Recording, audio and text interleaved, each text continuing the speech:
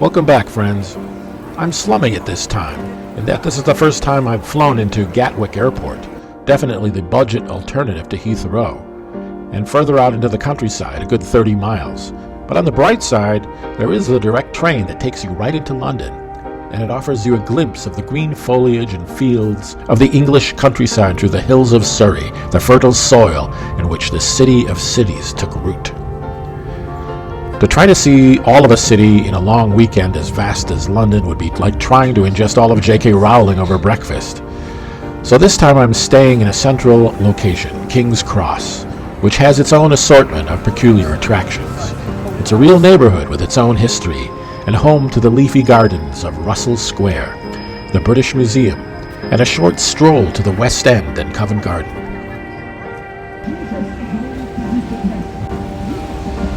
It's burgeoning with the excesses of Victorian and Edwardian architecture.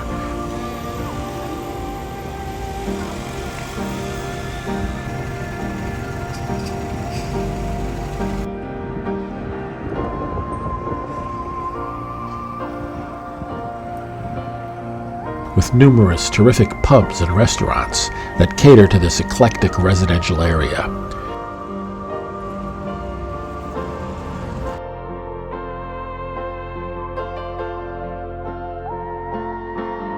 Fitz's Bar and Tropia Restaurant on Russell Square are two fine choices to check out.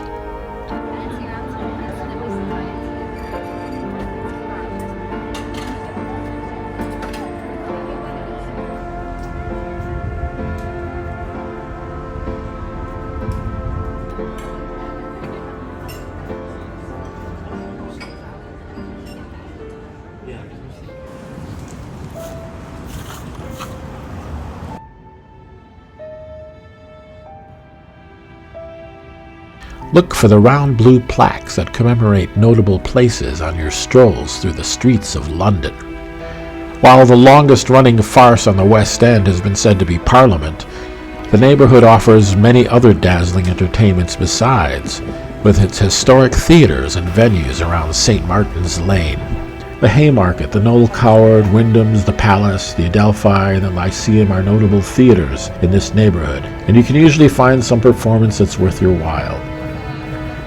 Covent Garden is at the heart of it, a historic hive of activity, with shops and eateries encased in a stunning ironwork filigree holding up a spectacular glass ceiling that even Hillary Clinton would approve of. Live performers serenade masticating visitors over their lunch. And traditional crafts and memorabilia make you get out the phone to recalculate your shopping budget. Propelled on an intoxicating breeze of serendipity, I head further down on my stroll towards Charing Cross, traditionally the bookseller's row, where you can find books from every century in the lanes and alleyways.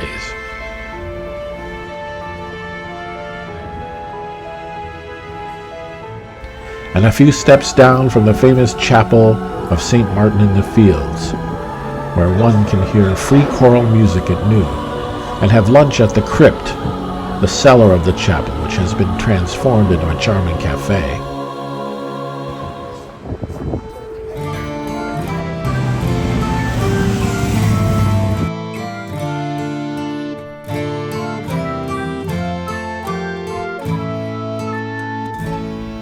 Back at King's Cross, I chose the historic Union Tavern to revive me after my hike across London. I'm at the Union Tavern at King's Cross. And I'm going to get a pretty decent meal here. Cheers. Right across the street from my hotel, it's a gastropub with top-notch fare. The neighborhood is a cozy cross-section of London lifestyle.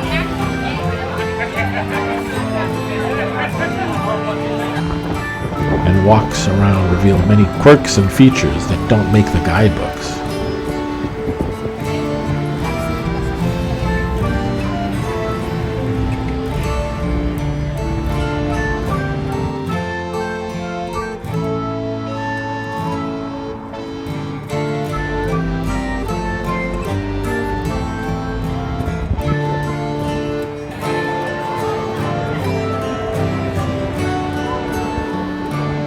Heading towards the British Museum, I came across Thomas Farthing, a unique store that features new men's clothing made from vintage patterns and fabrics, so that one can be at the height of fashion for 1922, which is about when my particular personal style was all the rage.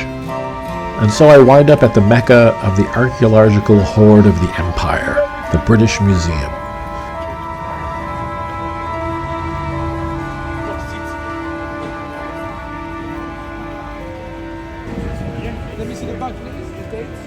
Probably half of the ancient world is here, watched over by monumental pharaohs, heroes, and gods.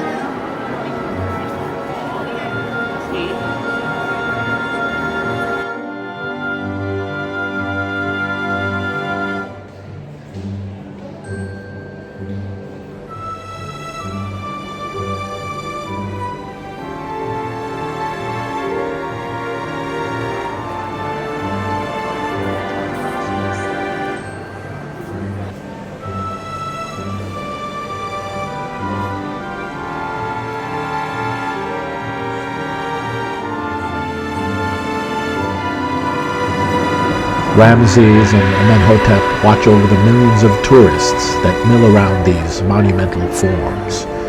The eyes are blank, but seem to see all. Stories line the walls about people and events lost to time. The Egypt collection is the product of England's imperial ventures into the Middle East.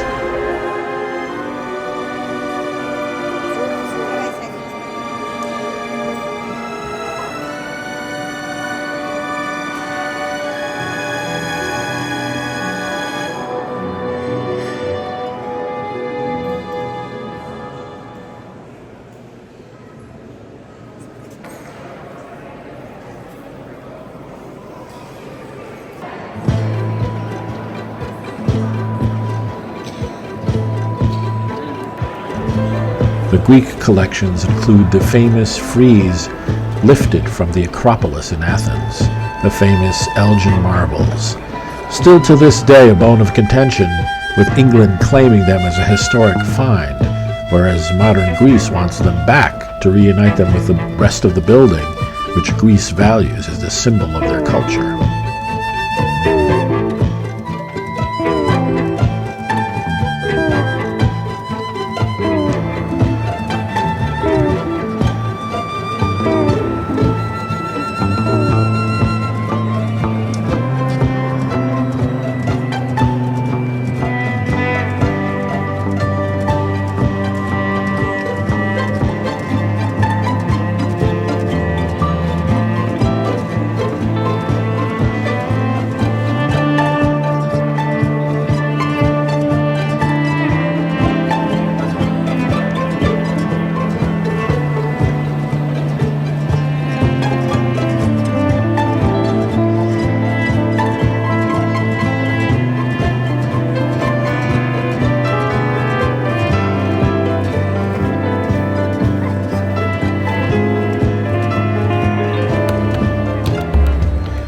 Less controversial is the collection of British and Celtic artifacts, and those of Roman Britain.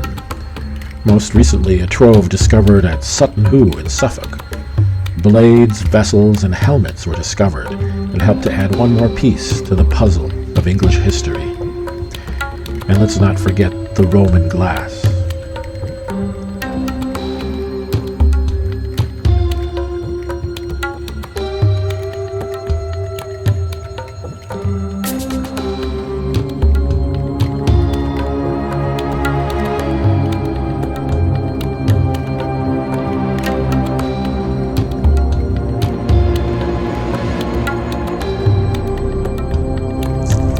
time seems to stand still, and the ages seem to exist forever in a place like this.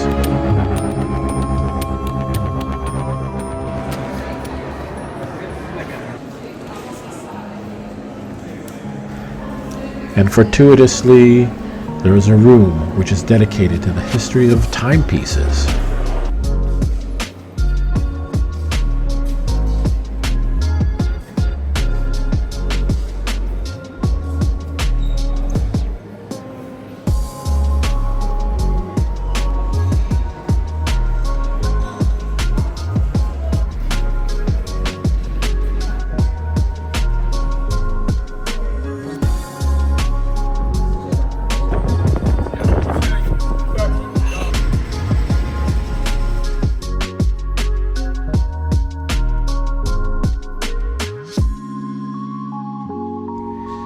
Cheerio until next time. Don't forget to like and subscribe, and get on our mailing list.